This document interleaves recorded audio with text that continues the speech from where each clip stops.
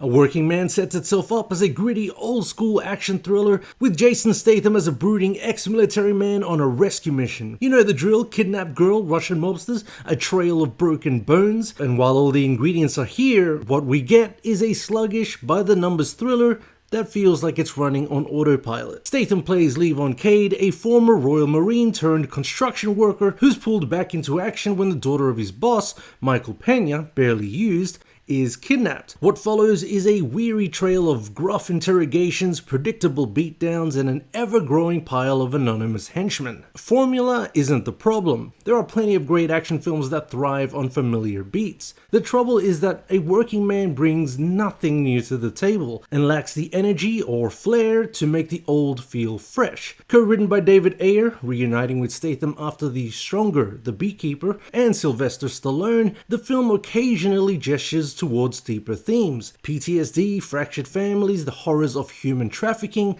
but handles them with such surface-level clumsiness that they barely register. The trafficking plot in particular feels especially underdeveloped, reduced to background noise rather than the urgent, horrifying threat that it should be. The villains, they don't help matters. It's your usual roster of growling Russian mobsters, all attitude, no actual menace. They're less threatening, more theatrical, and Levin tears through them like he's on autopilot. There's no tension, no real challenge, just a series of scowling faces waiting to be punched. As for the victim at the center of the plot, Jenny, played by Ariana Rivas, is given almost nothing to do beyond a half-hearted emotional beat involving a piano towards the end. For a film that tries to position her rescue as the driving force, she's barely part of this story. Statham, ever the reliable bruiser, delivers his usual mix of grim stares and growled lines. He's not the problem, he's doing the job. But the film gives him nothing interesting to work with. Even David Harbour, who's seemingly set up for a bigger role,